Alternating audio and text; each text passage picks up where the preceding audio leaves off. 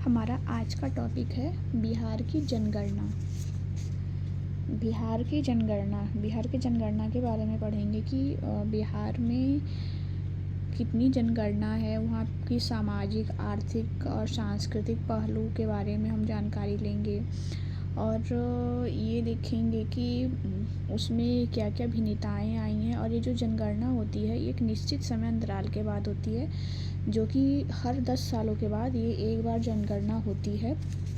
बिहार में जो है जनगणना सबसे पहले कब स्टार्ट हुई थी, ये सब जब हम टॉपिक में पढ़ेंगे तब हम देखेंगे। अभी हमारे सामने जो है ये बिहार का मैप है और इसी के बारे में हमें पढ़ना है। जनगणना में हमें इसी के बारे में पढ़ना है।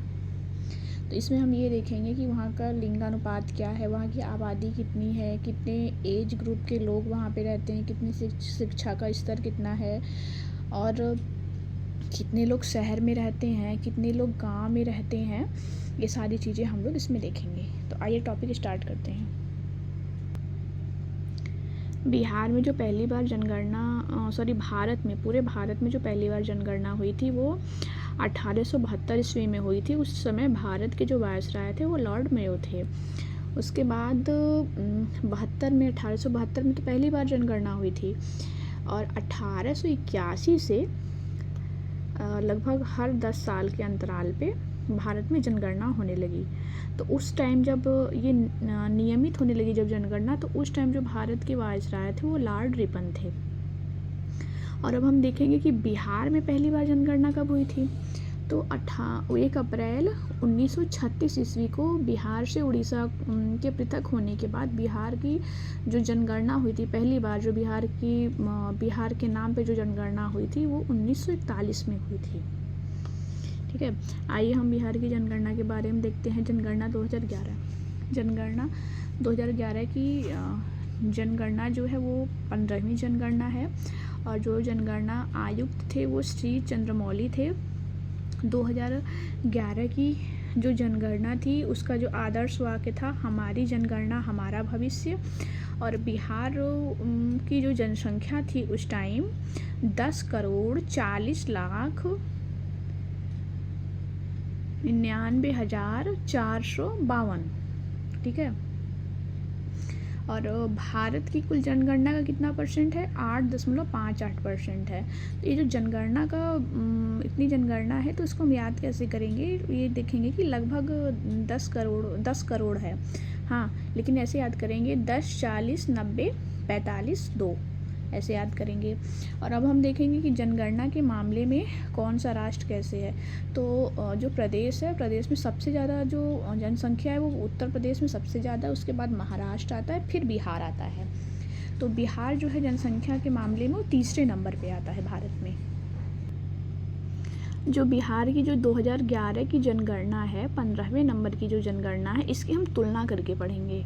जैसे कि भारत की जनगणना कितनी थी उस टाइम और बिहार की जनगणना। ठीक है, तो जो कुल जनसंख्या थी वो 10.41 करोड़ थी बिहार की, और जो पूरे भारत की जो जनगणना थी वो उस टाइम थी 121.6 करोड़। तो इसमें जो पुरुषों की संख्या थी, इसमें कुल पुरुषों की संख्या जो थी वो 52.14% बिहार में थी और पूरे भारत में 51.47%। और कुल जनसंख्या में महिलाओं का जो परसेंटेज था वो 47.86% बिहार में और 48.53% ये भारत में था। अब इसमें हम देखेंगे कि बिहार में कितने लोग गांव में रहना पसंद करते हैं। तो यहाँ पे जो ग्रामीण जनसंख्या है बिहार की, वहाँ पे लगभग 9.23 करोड़ 9,23,00,000 लोग जो हैं वो गांव में रहना पसंद करते हैं। टोटल वही 10,41,00,000 में से 9,23,00,000 लोग गांव में रहना पसंद करते हैं। और भारत की जो जनगणना में हम देखेंगे कितने लोग गांव में रहते हैं, तो 83.37 करोड़ लोग ये गांव में रहना पसंद करते हैं। ठीक है। परसेंटेज देखेंगे तो पूरे बिहार का जो 88% पॉपुलेशन है वो गांव में रहना पसंद करता है और भारत का 68%। और हम शहरीकरण के बारे में देखेंगे तो बिहार के जो लोग हैं वो 1.18 करोड़ लोग ही वो लोग शहर में रहते हैं और पूरे भारत में 37.71 करोड़ लोग भारत में पूरे शहर में रहते हैं। और शहरी जनसंख्या का प्रतिशत हो गया। फिर शहरीकरण में 10 की वृद्धि, मतलब कि कितने परसेंट की वृद्धि आई है। 2001 में जनगणना हुई थी, फिर 11 में हुई थी, तो 0.8% की वृद्धि हुई है और पूरे भारत में 3.4% की वृद्धि हुई है। और 2001 से 2011 के दौरान 10 की वृद्धि कितनी हुई है, मतलब जैसे कि बिहार की जो जनगणना रही होगी तब 7.5 करोड़ के आसपास रही होगी। ये 25.42% वहाँ पे पॉपुलेशन बढ़ी है 2001 से 2011 के दौरान। पूरे भारत में 17.7%। लिंगानुपात 1000 लड़कों पे 918 लड़कियाँ जो है बिहार में हैं और पूरे भारत में 943 लड़कियाँ हैं। इस मामले में बिहार पिछड़ा हुआ और ये 17वीं BPSC में इस बार पूछा गया था। और बाल लिंगानुपात में इसमें 0 से 6 वर्ष में 935, इसमें बिहार आगे है और पूरे भारत का हम डाटा देखेंगे तो 919 ही है। और ये देखना है कि 1 किलोमीटर एरिया में कितने लोग रहते हैं। हाँ, तो 1106 व्यक्ति प्रति वर्ग किलोमीटर में रहते हैं बिहार में और 382 जो व्यक्ति हैं प्रति वर्ग किलोमीटर, ये लोग पूरे भारत का जो रेशियो है 382 व्यक्ति पर किलोमीटर, लेकिन बिहार का जो जनसंख्या घनत्व है वो बहुत ज़्यादा है। और 0 से 14 वर्ष आयु का जो परसेंटेज है बिहार में वो 40.2% है, मतलब कि वहाँ पे जो बच्चों का है 14 वर्ष तक के बच्चों का वो 40% है वहाँ की पूरी जनसंख्या का, और जो भारत में है वो 30.9% है। 15 से 59 वर्ष आयु समूह का जो परसेंटेज देखेंगे तो बिहार में 53.5% है और पूरे भारत का 60.7% है। और 60 वर्ष या अधिक का हम देखेंगे तो 6.3% है और भारत में 8.4% है। साक्षरता के मामले में हम देखेंगे तो 61.80% जो लोग हैं वो बिहार में साक्षर हैं और पूरे भारत का देखेंगे तो 73% साक्षरता है। ठीक है। और पुरुष साक्षरता देखेंगे तो 71.2% लोग जो हैं पुरुष वहाँ के साक्षर हैं और भारत में 80.9%। महिला साक्षरता में 51.5% और पूरे भारत की महिलाओं में देखेंगे तो 64.6%, इसमें बिहार पिछड़ा हुआ है। साक्षरता वृद्धि दर 2001 से 2011 में 17.9%, इसमें बिहार ने ग्रोथ किया है।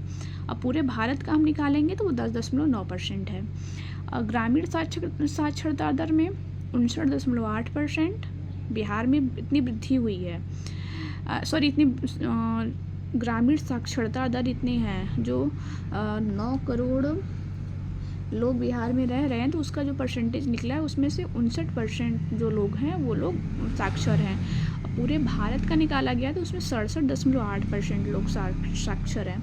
और शहरी साक्षरता दर निकाला गया है तो 76.9% जो लोग हैं वो शहर में साक्षर हैं और पूरे भारत में जो है वो 84% लोग साक्षर हैं। और अनुसूचित जाति का जो परसेंटेज है वो 15.72% है और पूरे भारत में 16.7% है। और अनुसूचित जनजाति 1.3% और पूरे भारत का हम देखेंगे तो 8.6% देखेंगे।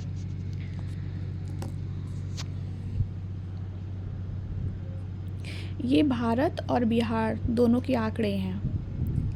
अगर वीडियो पसंद आया हो तो लाइक करिएगा, चैनल को सब्सक्राइब करिएगा।